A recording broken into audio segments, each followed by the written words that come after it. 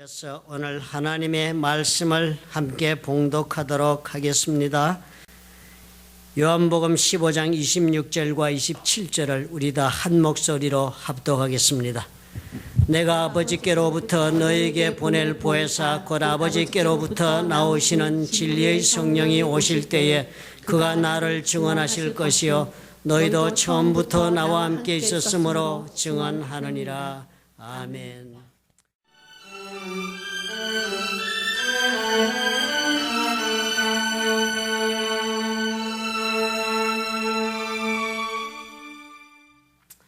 미국은 참으로 특별한 나라인 것 같습니다. 사실 미국은 수많은 전쟁을 지금 하고 있지 않아요. 그럼에도 불구하고 우리가 사는 이 본토에서는 전쟁이 벌어지는 법이 없는 그런 나라를 우리가 지금 살고 있는 것입니다. 지금도 전쟁은 아프가니스탄, 중동 여러 곳에서 지금은 때때로는 전쟁이 불을 붙이다가도 소강상대를 이루고 있고 그렇다 해서 전쟁이 끝난 것처럼 여겨지지만 또 급작스럽게 미사일을 쏘아대고 공습을 하고 하면서 전쟁은 이어지고 있지만 그렇지만 본토는 여전히 조용합니다. 물론 9/11 같은 특별한 경우를 우리가 겪었을 때는 충격이 대단했죠. 역사적으로 그런 사건은 있은 적이 없었으니까요. 그렇지만 그 이후로도 우리는 이곳에서 전쟁을 피부로 느끼며 사는 일에는 전혀 둔감하게 그렇게 삽니다. 마치도 우리는 아무런 전쟁과는 관계가 없는 사람처럼 삽니다. 그리스도인으로 사는 삶이요. 우리가 예수를 믿어 성도가 되어 사는 삶, 바로 이런 미국에서의 삶과도 너무나도 흡사하다 하는 생각이 듭니다. 우리는 예수를 믿었다고 해서 무슨 전쟁에 동참을 한다고 생각을 하지는 않습니다. 아니면 이제 내가 예수를 믿겠으니 이제 내가 전쟁에 돌입한다라고 이렇게 스스로에게 주의를 하면서 그렇게 예수를 믿는 사람들은 없는 것이 오히려 지극히 당연한 그런 일이 됩니다. 우리는 예수를 믿었기 때문에 더욱더 풍요롭게 살 수 있다고 생각하고 우리는 예수를 믿었기 때문에 더욱더 평안하고 더욱더 행복할 수 있다고 우리는 기대합니다. 무슨 야만인들처럼 우리는 본능을 위해서 또는 본성을 따라서 그런 사는 천한 삶이 아니라 하나님의 고귀한 말씀을 따라 우리가 윤리적으로 우월하고 도덕적으로 고상해서 남들보다는 나은 인생을 산다 하는 그런 자부심을 가지고 예수를 선택합니다. 우리는 좀 더 나은 세상에서 삶을 위해서 그리고 또 믿음을 선택하고서도 전혀 불편한 것이 없는 그런 성도의 삶을 그래서 추구하고 매일 살아갑니다. 엄연히 성경은 사탄과의 전쟁은 지금도 계속 중이라고 우리 가르치고 있는데도 말입니다. 그래서 우리는 예수님의 이런 가르침이 대단히 어색합니다. 요한복음 15장 18절의 말씀처럼 세상이 너희를 미워하면 너희보다 먼저 나를 미워한 줄을 알라. 이런 말씀이 피부에 와 닿지를 않습니다. 무슨 미움이냐? 이 세상이 나를 미워할 것이 무엇이 있느냐? 내가 또 세상을 그렇게 경원시하면서 멀리해야 할 것이 무엇이 있겠느냐 생각하며 삽니다. 어쨌든 인생은 아름답지 않냐? 사랑이다. 사랑이야. 미워하는 것은 우리가 원하는 것이 아니잖아. 이렇게 생각하면서 우리는 신앙생활하면서 세상과 지금 내가 어떤 관계 속에 살아야 하는가에 대해서는 그리 고민하지를 않습니다. 그저 내 삶에 내 감정적인 만족이나 육체적인 만족이나 삶의 정신적인 만족에 온 관심이 다가 있습니다. 그리스도인들이 생각하는 것이 부유하게 살고 아름답게 살고 그리고 또 자유롭게 살아 또 남들보다 못할 것이 없으며 그렇게 누리며 사는 것에 그리스도인들이 생각하는 모든 것이 가 있다면 우리가 읽은 이 지난주의 설교 말씀 그리고 또 오늘의 이 예수님의 말씀은 전혀 공감할 수가 없습니다.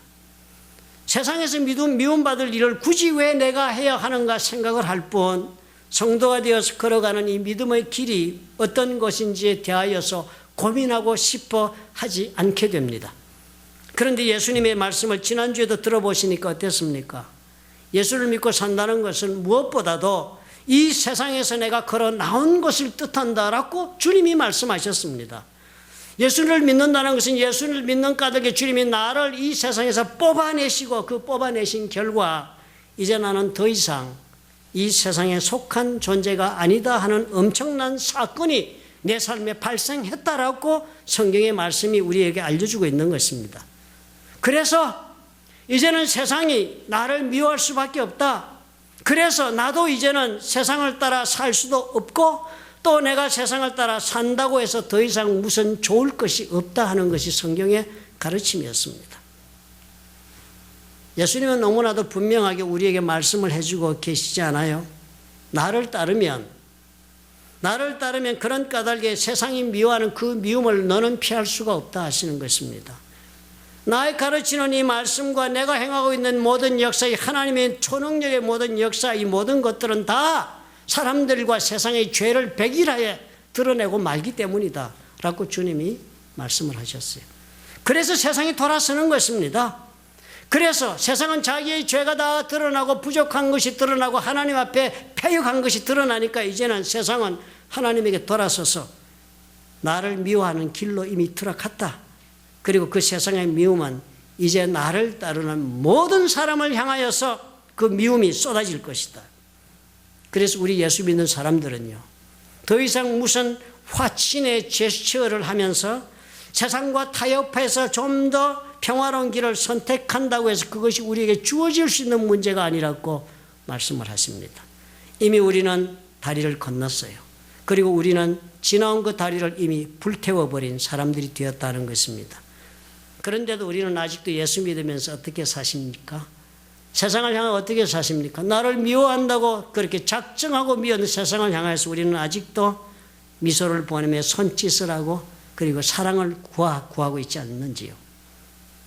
하나님께서 이렇게 하시기로 작정하신 일이 이제 다 일어난 것이다. 요한복음 15장 25절에요. 그러나 이는 그들의 율법에 기록된 바 그들이 이유 없이 나를 미워하였다 한 말을 응하게 하려 합니다. 이 미워하는 일의 역사가요, 하나님께서 이미 예언하신 대로 다 이루어진 일이 된다.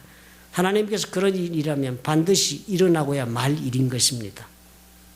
그렇다면 이제 저와 여러분에게도 더 이상의 길은 없습니다. 우리가 예수 믿고라면 길은 더 이상의 새로운 선택의 길, 세상과 함께 걸을 수 있는 동행의 길은 없습니다. 세상과 하나가 된다면 세상이 종이 되어서 미움을 받으며 살든지 아니면 세상에서 나와서 미움을 받고 박해를 받지만 그럼에도 불구하고 예수님을 따르든지 해야 할 뿐 우리에게는 이제 주어진 선택의 다른 길은 없습니다. 믿음을 선택하셨다면 그런 까닭에 더 이상 돌아보지 말아야 하는 이유가 여기에 있는 것입니다. 믿음을 선택하고도 소돔을 떠나왔던 롯의 아내가 미련을 가지고 그 소돔을 돌아보다가 소금기둥이 된 것처럼 우리는요, 그렇게 세상을 연연하면서 그렇게 하나님을 사랑하며 세상도 사랑할 수 있는 삶을 살 수 있다고 그렇게 착각하고 이 길을 걸어갈 수는 없는 것입니다. 그러니 이제 어떻게 하겠습니까?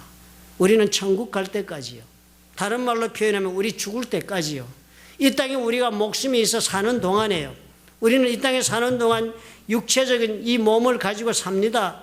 그리고 여전히 먹고 있고 물질적으로 사는 것과 사회적으로 관계를 맺고 사는 것은 전혀 하나 변한 것이 없이 동일한 대로 예수를 믿고 사는 것입니다. 그런데 이제는 한 가지 꼭 준비를 해야 한다는 것입니다. 세상의 미움을 받아가면서 살 준비를 해야 한다. 그래서 예수께서 그런 까닭이기 때문에, 그런 상황에 우리 전부가 놓여있기 때문에 우리가 그것을 깨닫든지 못 깨닫든지 우리는 세상과 그런 관계에 놓여 있을 것이기 때문에 주님께서는 오늘 읽은 두 절의 말씀을 주시는 것입니다.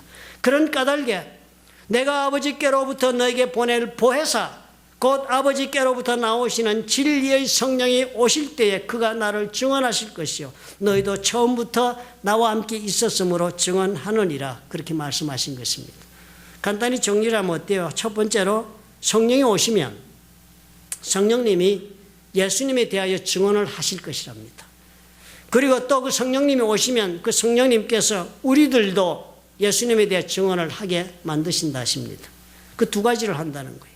미움을 받으면서 그렇게 살아가는 방법이 제시하시는데 성령 받고 이렇게 사는 것이 성도의 살아가는 길이다. 예수를 믿었으면 이 길을 걷게 된다라고 주님 말씀하시는 거예요. 지금 이 말씀하셨을 때가 언제였습니까? 아직 주님이 십자가에 달리시기 직전이었습니다. 그러므로 우리가 알건대 사도행전을 읽어본 분들 다 아시겠죠. 위로부터 임하시는 성령이 아직 임하지 않았을 때였습니다. 그래서 예수께서 말씀하시기를 하나님 아버지께서 보내시는 성령이 임하시면 이라고 그렇게 조건을 달아 말씀하셨습니다.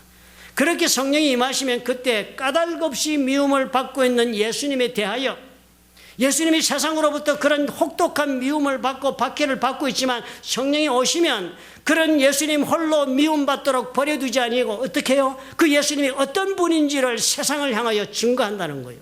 세상을 향하여 증언한다는 거예요. 놀라운 얘기를 하신 것입니다. 증언한다는 일이 보통 일이 아니잖아요.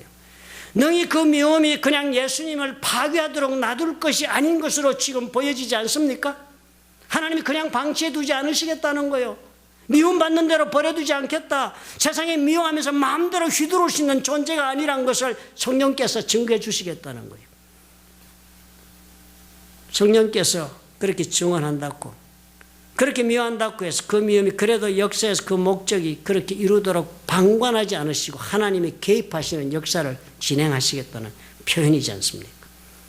그리고 또 그렇게 성령이 임하시면 그때 가서 지금은 이렇게 혼란 속에 나약한 모습의 그런 제자들로 아무것도 할 수 없는 그런 연약한 존재인 것처럼 보여지는 그런 제자들로 너희들이 지금 서 있지만 그때 가서는 너희들도 증언한다 그랬습니다. 그때 가서는 너희들도 미움받고 그냥 휘둘림 당하지 않는다. 너희들도 그때 가서는 성령이 너에게 임하시면 너희들이 세상의 미움에 대하여 맞서서 얼마든지 인생을 살 수 있다라고 말씀하시는 겁니다. 대단한 약속을 주신 것입니다. 26절에 증언하실 것이요 하는 단어를 보면요, 원어를 찾아보면 마트레스의 원형이 보면은 미래형으로 되어 있습니다. 그 시제가요. 동사가 미래형이라는 것은 앞으로 일어날 일이잖아요.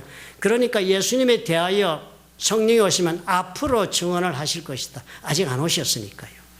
그런데 27절에 보니까요, 너희도 증언하느니라 하는 문장은 보니까 그 시제가요, 현재 시제 명령형입니다. 현재 시제 명령형이에요. 그러니까 번역을 할 때요, 이것을 그냥 우리가 말하는 대로 앞으로 너희도 증언하느니라 이렇게 번역할 것이 아니라 현재 시제 명령형이니까 너희도 처음부터 나와 함께 있었으므로 증언해야만 한다 이렇게 번역을 해야 옳겠습니다. 그러니까 성령께서 오시면 우리들에게 참으로 증언하는 것을 꼭 해야만 한다 명령하시는 이 이유가 과연 어떻게 그 내용이 전개되는지는 사도행전을 보면 설명이 되겠습니다.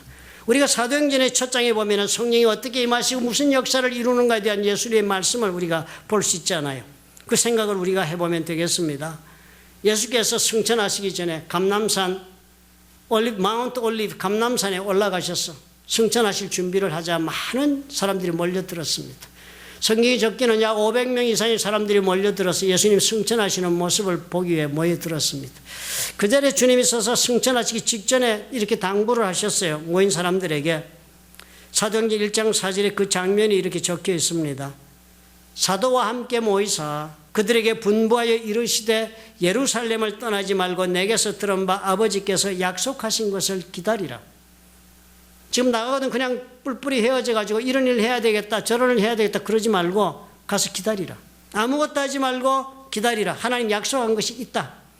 요한은 물로 세례를 베풀었으나 너희는 몇 날이 못되어 성령으로 세례를 받으리라 하셨느니라. 약속을 기다리라. 성령으로 세례를 받을 것이다. 기다리라 그랬습니다. 그리고 나서 8절에 보니까 주님이 이렇게 적지 않았습니까? 오직 성령이 너에게 임하시면 너희가 권능을 받고 그 다음에 이렇게 말합니다. 내 증인이 되리라 하시니라. 오직 성령이 너에게 임하시면 내 증인이 되리라 그렇게 이야기를 했습니다. 오늘 우리가 들은 26절, 27절의 말씀과도 너무 동일한 내용을 지금 사도행전이 다시 설명해 주고 있는 것입니다. 분명하게 적습니다. 오늘 27절에는요. 분명하게 must 해야만 한다 그렇게 적었으니까요. 우리가 참으로 하나님 앞에서 예수를 믿고 세상의 미움을 받아 산다 하지만은 그렇게 살면서 우리가 반드시 해야 할 것이 뭐입니까? 해도 되고 안 해도 되는 개인적 선택사항이라 반드시 우리가 살면서 해야만 오늘의 현실을 이길 수 있는 그 행위가 무엇이라고 성경이 가르쳐 줍니까? 주님의 명령을 따라 예수님에 대한 증언을 해야 한다는 것입니다. 그렇다면 오늘 우리가 생각해 봐야지요. 무엇을 증언해야 하는가? 성령께서 무엇을 증언하고 계신가? 성령께서 예수님에 대해 증언하신다면 뭘 증언하시는데 우리도 무엇을 증언할지는 그러면 어떻게 할까? 성령께서 무엇을 증언하고 계신가를 보면 우리도 성령이 하시는 것을 따라 증언해야만 한다고 말씀하시는 것을 이해하게 되겠습니다. 성령이 하시는 일이요. 예수께서 성령이 나에 대해 증언한다는 그 첫 번째 성령이 하시는 일은 지금의 우리의 성경을 만들도록 성령께서 역사하시는 것입니다. 요한복음 5장 39절에 이렇게 적습니다. 너희가 성경에서 영생을 얻는 줄 생각하고 성경을 연구하거니와 이 성경이 곧 내게 대하여 증언하는 것이니라. 이 성경이 곧 내게 대하여 증언하는 것이다. 성령이 오시면은 나에 대해 증언할 것이라 그랬는데요. 요한복음은 적기를요. 이 성경이 곧 예수 그리스도에 대하여 증언하는 것이라고 우리에게 알려줍니다. 디모데전서 3장 16절은 이렇게 적습니다. 모든 성경은 하나님의 감동으로 된 것이다. 모든 성경이요. 우리가 알기로는 성경은 저자가 많지 않습니까? 66권의 저자가 적어도 55명 이상이 되는 사람들이 적은 것으로 아는데요. 디모데서에서 적기로는 모든 성경은 하나님의 감동으로 된 것이랍니다. All scripture is God-breathed. 그렇게 적었습니다. 하나님의 호흡으로 이 성경이 만들어졌다. 하나님의 영으로 그렇게 이 성경이 감동을 입어서 적혔다. 그렇게 적었습니다. 성경은 우리가 이 하나님께서 적은 하나님의 말씀이라 우리가 많은 얘기를 하지만 사실상 성경을 지은 사람이 하나님이라 그런 데는 대단히 동의하기 어렵지요. 실질적으로 이 글을 쓴 사람들은 사람이지 않느냐 그렇게 생각을 합니다. 여러분 구겐하임 뮤지엄 예술품을 보관하는 박물관 여러분 아시죠? 구겐하임 뮤지엄 이 대단히 유명한 건물이죠, 그죠? 이 건물을 지은 사람들이 누가 지었느냐 이렇게 물으면 여러분 어떻게 답을 합니까? 아마 아시는 분들은 그 건축하시면 아키텍트, 건축기사 이름을 말할 것입니다. 누가 이 건물을 디자인하고 설계했는가를 생각하고 여러분 보시면 아마 인터넷 가서 보시면 구겐하임 뮤지엄 한번 찾아보십시오. 프랭크 로이드 라이트라는 아키텍트가 그렇게 디자인해가지고 1959년도에 지은 건물이다. 대단히 유명한 건물입니다. 그런데요, 이 구겐하임 건물을 누가 지었느냐 물을 때 어느 한 사람도 실제로 그 건물을 지은 사람 누굽니까? 컨트랙터들입니다.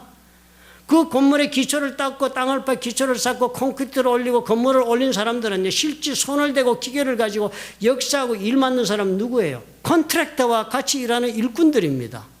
그런데 우리는 한 번도 구겐하임 박물관이고 이 멋진 건물 누가 지었지 물으면 컨트랙터들이 그냥 돈 받고 이렇게 막 지어 올랐고 일하는 일꾼들은 그냥 다종적으로 이렇게 일꾼 노동자들이 와서 지었다라고 설명하는 사람 한 사람도 없습니다.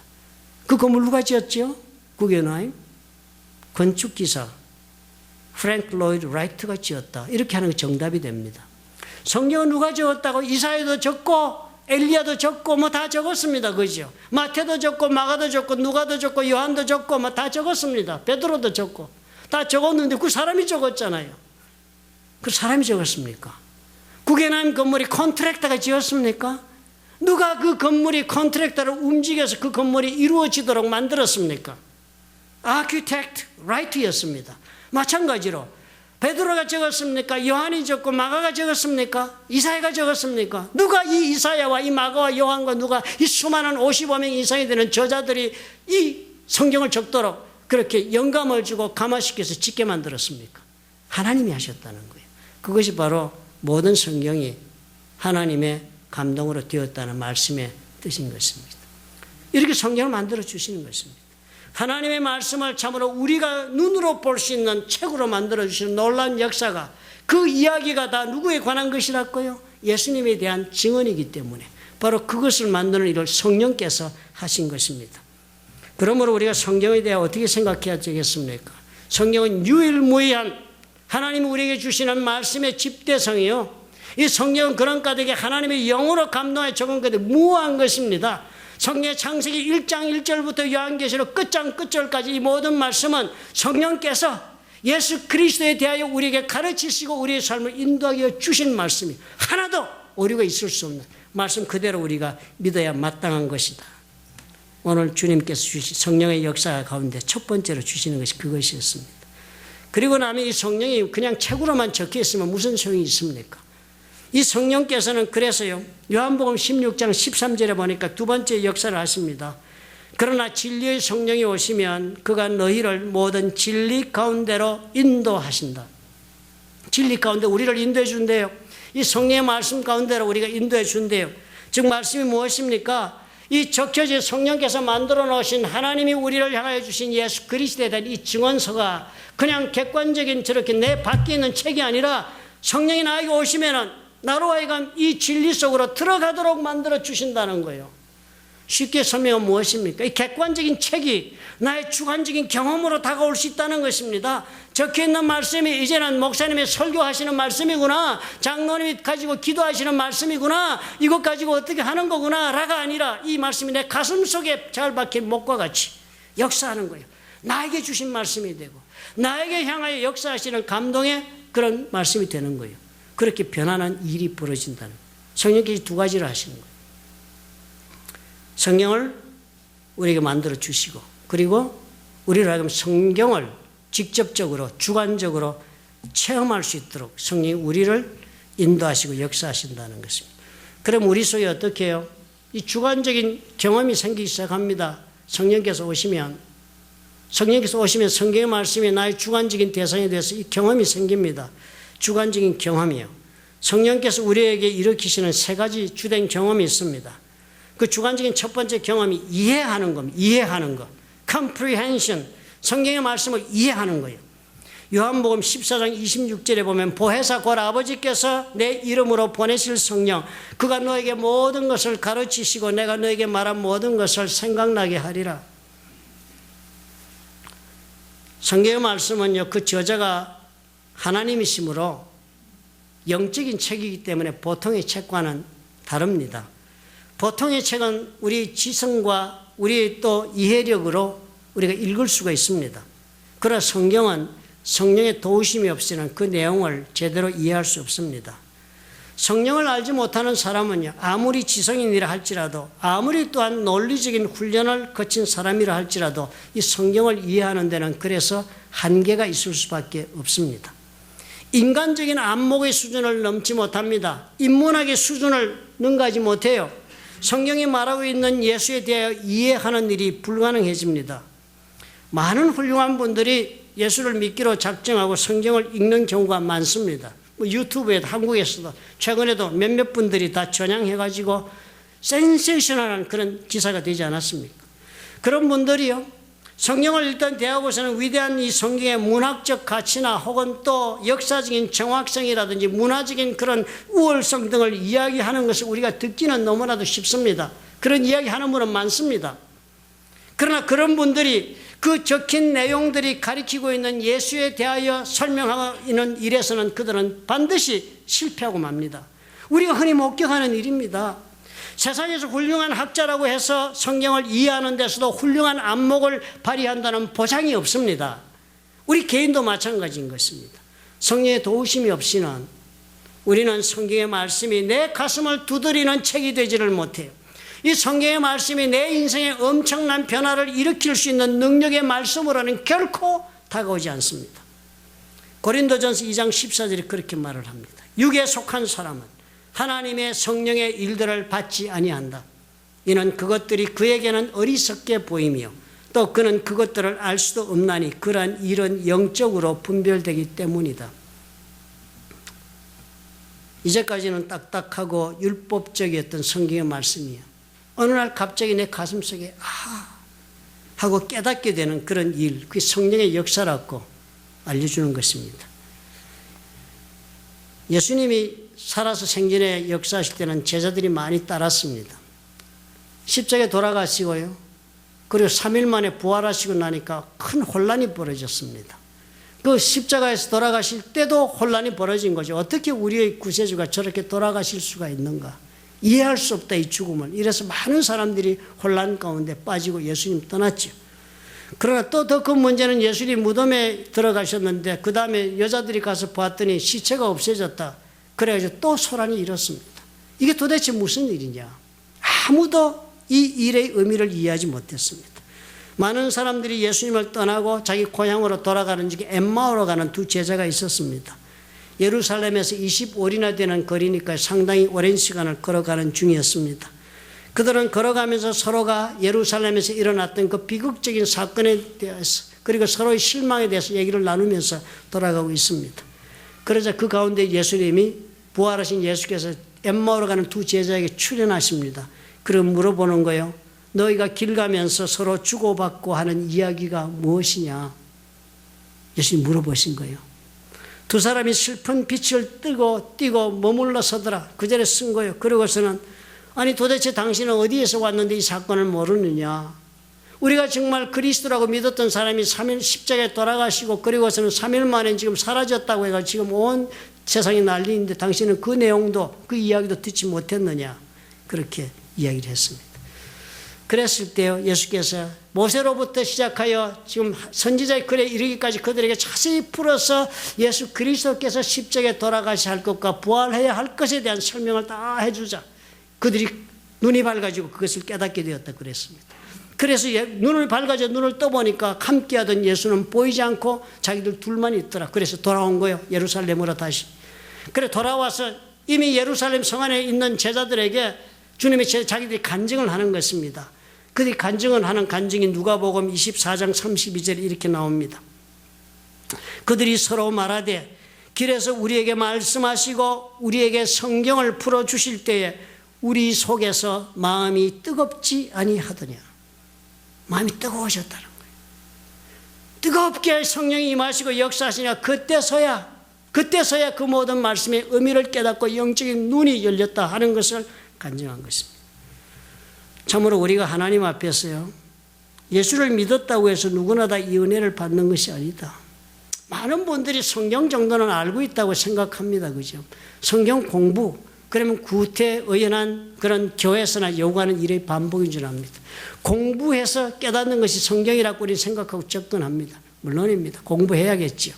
이 들어있는 많은 내용을 그냥 어떻게 보지 않고도 알 수 있겠습니까? 공부해야죠. 그러나 공부를 했다 할지라도 성령께서 나의 영혼 속에 찾아와 인도해 주지 않으시면 깨닫지 못한다는 것입니다. 오늘 나는 성경에 대해 얼마만한 깨달음이 있는가? 두 번째로 성령께서는 우리 속에 들어오시면 우리 속에 들어와서 역사하시고 죄에 대한 확신을 가져옵니다. 죄에 대한 확신이요. conviction. 아, 나는 죄인이다. 나 죄를 지었다는 것을 문득 깨닫게 해주십니다. 요한복음 16장 8절에 기록하기를 그가 와서 죄에 대하여 의에 대하여 심판에 대하여 세상을 책망하시리라 그랬습니다. 예수를 믿게 되는 과정에서 제일 필수 불가결한 심령의 변화가 뭡니까? 자신의 죄에 대한 각성입니다. 그렇지 않으면 예수님에 대한 필요를 느끼지 않습니다. 내가 죄인이라는 각성이 일지 않는데 무슨 죄사함의 필요가 있어서 그 죄를 사하는 길이 되는 예수님을 내가 찾게 되겠습니까? 왜 예수를 열심히 믿지 않을까? 왜 예수를 찾지 않을까? 왜 나는 예수님에 대한 갈망이 없을까요? 그거 다 무엇이라고요? 내 스스로나 그 사람이나 죄에 대한 각성이 없기 때문에 그런 것입니다. 내가 무슨 죄를 지었는데요? 이것이 우리 생각하는 것입니다. 내가 무슨 죄를 지었다고? 우리가 얘기하면서 설교하거나 공부하면서 자꾸 죄인 이런 구절이 나오면 자꾸 그 죄인 하지 마십시오. 듣기 싫습니다. 그렇게 얘기합니다. 성도들이요. 내 죄가 뭐 어떤 것이냐, 얼마나 나는 그 죄 때문에 절망적이냐 이런 생각을 하고 사는 사람은 많지 않습니다. 많지 않아요. 죄라니 내가 무슨 죄를 지었다고. 성령께서 우리의 심령에 들어오셔서 우리로 하여금 밝히 보게 하신다. 그래서 밝히 우리가 보았기 때문에 깨닫게 하시는 그런 역사가 있을 때나 이 죄에 대한 깨달음이 온다는 것입니다. 그거 하신다는 성령님이요. 그러니까 죄인이라고 안 느끼는 사람 우리가 너무 탓할 것이 없습니다. 성령께서 그 속에서 역사하지 않아서 그런 것이니까요. 얼마나 많은 사람들이 무감합니까? 죄에 대해서. 죄의식 느끼지 않고요. 그러니까 뭐 예수님에 대한 영접의 필요성도 없습니다.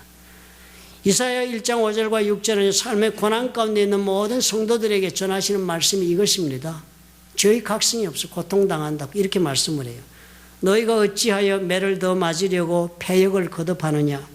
온 머리는 병들었고 온 마음은 피곤하였으며 발바닥에서 머리까지 성한 곳이 없이 상한 것과 터진 것과 새로 맞은 흔적뿐이거늘 그것을 짜며 싸매며 기름으로 부드럽게 함을 받지 못하였도다. 네 아픈 것을 모른다는 거예요. 너 지금 삶에 지금 비참함을 모른다는 거예요. 네 삶에 지금 그토록 지금 처절함이 있는 것을 너는 모르고 있다는 거예요. 모르고 있다. 그럴듯하다고 생각하고 있다는 거예요. 성령이 오시면요, 이 역사를 일으키시는 거예요. 사도 바울, 저와 여러분보다는 얼마나 더 거룩할까요? 아마도 저보다는 아마 한층 더 높은 영적인 경지에 있는 사람이 사도 바울이겠죠.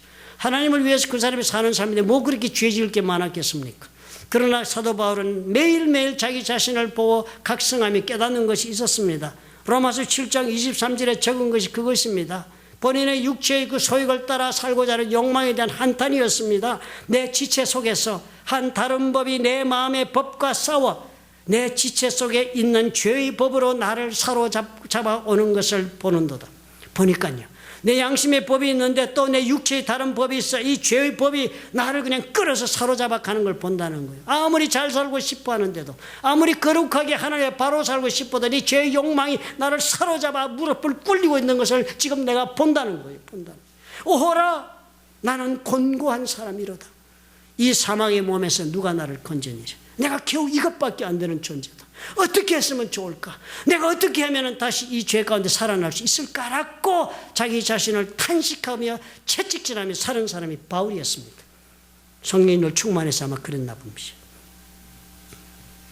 세 번째, 죄의 확신뿐만 아니라 이것이 우리 하나님 앞 우리 스스로를 헌신하게 만듭니다. 그래서 이제는 내 믿음으로 살아야 되겠다 이렇게 작정하게 만들어줍니다. 커미트먼트를 하게 됩니다. 우리가 잘 아는 성 아우구스틴이 젊을 때는 이 사람이 굉장히 자기 마음대로 살았잖아요. 재미있게 인생을 향락하며 살았습니다.